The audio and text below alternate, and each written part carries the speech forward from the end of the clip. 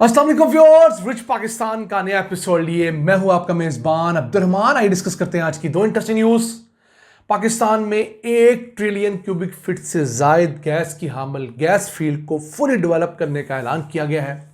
ये gas field Balochistan में मौजूद है। कौन सा इलाका है, क्या प्रॉस्पेक्ट्स हैं, वो आपसे डिस्कस करेंगे। जबकि आज की दूसरी खबर, कराची का एक अहम प्रोजेक्ट मलीर एक्सप्रेसवे को 30 साल बाद फेज 1 मुकम्मल करने में कामयाब हो पाया है। इस खबर को प्रोग्राम के दूसरे हिस्से में डिस्कस करेंगे, लेकिन पहले चलते हैं आज की सबसे अहम खबर की तरफ। OGDCL जो पाकिस्तान में तेल गैस ढूंढने वाली सबसे बड़ी कंपनी है, उसने ऐलान किया है कि वो बलूचिस्तान में मौजूद जिन ब्लॉक को फुली डेवलप करने जा रही है। ये एक ऐसा ब्लॉक है जिसके अंदर 840 बिलियन क्यूबिक फीट के कंफर्म्ड ज़खायर हैं, जबकि माहिरीन कहते हैं कि मजीद कुछ और गैस भी मिलेगी। तो 1 ट्रिलियन क्यूबिक फीट से ज़्यादा इस एक गैस फील्ड के अंदर गैस के ज़खायर मौजूद हैं। अगर इस एरिया को डिस्कस करें तो ये 5559 मुरब्बा किलोमीटर के ऊपर फैला हुआ है। बलूचिस्तान के ज़िले डेरा बुगटी, कोहलू, नसीराबाद और सिब्बी के अंदर इसका इलाका वाक़ है। इतना बड़ा ये इलाका है, और अगर इसे हम फुली डेवलप कर लेते हैं तो ये एक गैस फील्ड रोज़ाना 108 मिलियन क्यूबिक फीट गैस देने की सलाहियत रखती होगी। अब इसमें एक प्रॉब्लम ज़रूर है कि इससे जो गैस इब्तदाई तौर पर मिली है, यानी 2011 के अंदर पहली डिस्कवरी हुई, यहाँ पर कोई 5.4 मिलियन क्यूबिक फीट का पहला कुआं दरियाफ्त हुआ था। यहाँ पर जो गैस है वो लो BTU है, यानी कि कम हरारत वाली गैस है, 400 BTU जिसकी सलाहियत है। अब पाकिस्तान में जो भी गैस 900 950 BTU से कम हरारत वाली है उसे लो BTU कहा जाता है। अब इस गैस के दो इस्तेमाल होते हैं।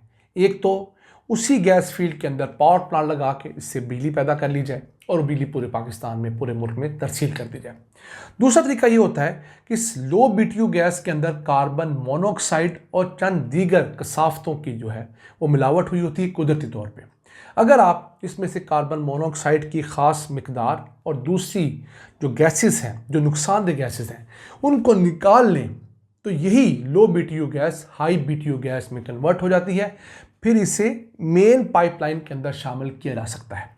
लो BTU गैस जो है उसे मेन हमारी जो सुई गैस की पाइपलाइंस है उसमें शामिल नहीं किया जा सकता।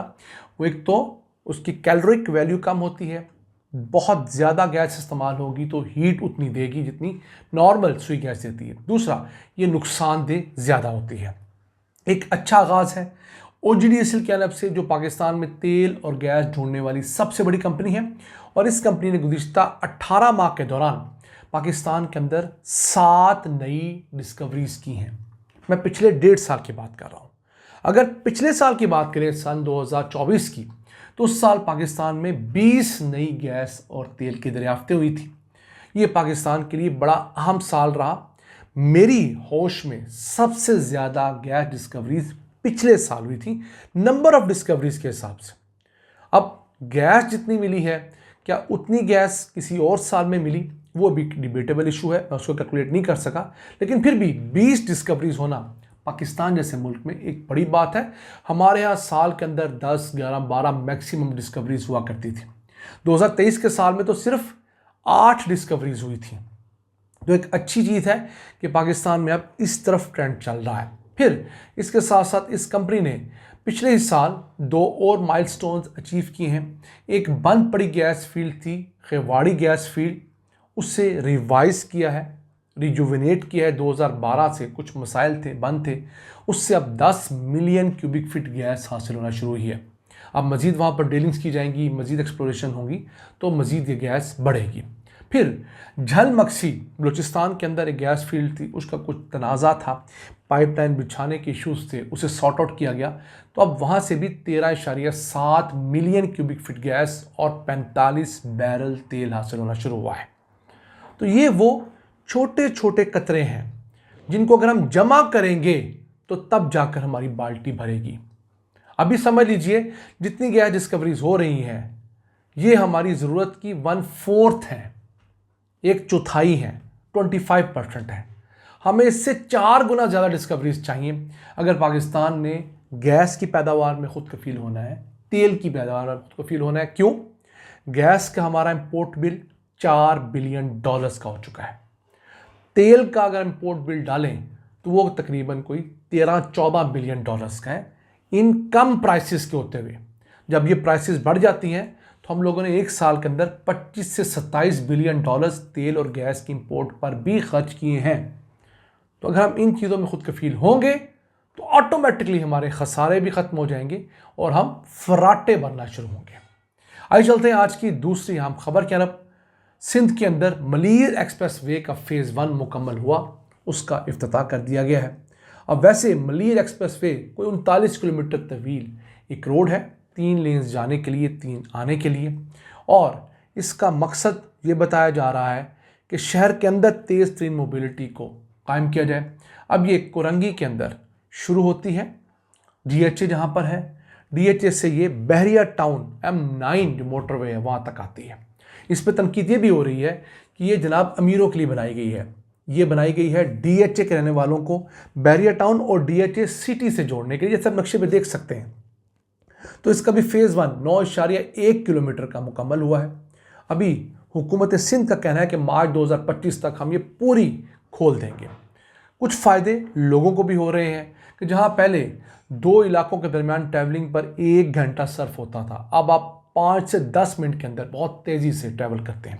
ये तो फ़ायदा होता ही है। किसी भी इलाके के अंदर अगर रिंग रोड बनती है, जैसे लाहौर में रिंग रोड बनी हुई है, या एक्सप्रेस वेज बनती हैं, तो आप एक टोल भरते हैं, गाड़ी का टोल 100 रुपये है, बड़ी गाड़ी का 200 रुपये है, तो आप वो घंटे वाला सफ़र 10 मिनट में, 15 मिनट में आसानी कर जाते हैं।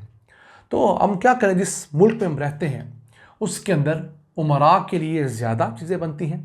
अब बहरिया टाउन तगड़ा है, DHA उससे भी तगड़ा है, तो हुकूमत सिंध की क्या मजाल कि उनको अकोमोडेट करने के लिए काम ना किए जाते। यही हाल लाहौर में ही है।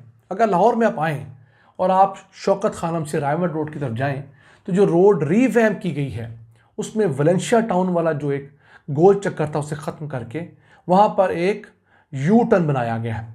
और वो यू टर्न किसको अकोमोडेट करने के लिए बनाया गया है? वो मरीम नवाज़ को अकोमोडेट करने के लिए बनाया गया है, ताकि जाती उमरा से जब चीफ मिनिस्टर की गाड़ी आए तो उसे कहीं रुकना ना पड़े। जबकि जो लोग शौकत खानम से आते हैं और उन्हें रायवन रोड जाना होता है, उन्हें आगे से जाकर मुड़ के आना पड़ता है और उस यू टर्न की कोई लॉजिक नहीं है। लेकिन फिर भी लोगों को इन उमरा का बचा कुचा कुछ मिल जाता है तो हम लोग शुक्र अदा करते हैं। ये जो डिस्पैरिटी है, ये लोगों के दरमियान जो तफरीक है, ये उमरा और गुरबा का जो फ़र्क है, जब तक इस मुल्क में ख़त्म नहीं होगा, आप यकीन कीजिए इस मुल्क के अंदर मसाइल आप हल कर नहीं सकते। अब ये मलीर एक्सप्रेस वे 55 अरब रुपए का प्रोजेक्ट है, पब्लिक प्राइवेट पार्टनरशिप पे बन रहा है। 32 अरब रुपए सिंध हुकूमत लगा रही है, बाकी जो पैसे हैं सारे के सारे वो प्राइवेट सेक्टर ने इन्वेस्ट किए हैं। तो देखना ये है कि वाकई ये मार्च 2025 तक मुकम्मल होता है या अगले साल तक जाता है। वैसे भी सिंध की हुकूमत, सिंध के चीफ मिनिस्टर शिकवा कर रहे थे कि लोग जब पंजाब से सक्खर तक आते हैं तो खुश आते हैं, सक्खर से आगे हमें गालियां देना शुरू करते हैं। क्यों? सक्खर तक तो मोटरवे पे आ जाते हैं तो उन्हें कोई ख़ास फ़र्क महसूस नहीं होता, लेकिन सक्खर पे आके जैसे ही मोटरवे से उतरते हैं उन्हें सिंध की ज़बू हानी नज़र आती है। पिछले 15 सालों की, 16 सालों की मुसलसल हुकूमत की कारकर्दगी नज़र आती है। कोई 11-12 हज़ार अरब रुपए जो सिंध हुकूमत को मिले वफाक से, वो कहीं लगे हुए नज़र नहीं आते, इसलिए लोग सिंध हुकूमत को गालियाँ देते हैं। नाज़रीन, था आज का एपिसोड। हमें उम्मीद आपको पसंद आया होगा। अपनी सजेशंस, अपनी आराज़ से हमें आगाह रखा करें। अपने मेज़बान अब्दुल रहमान को इजाज़त दीजिए। अल्लाह के बाद।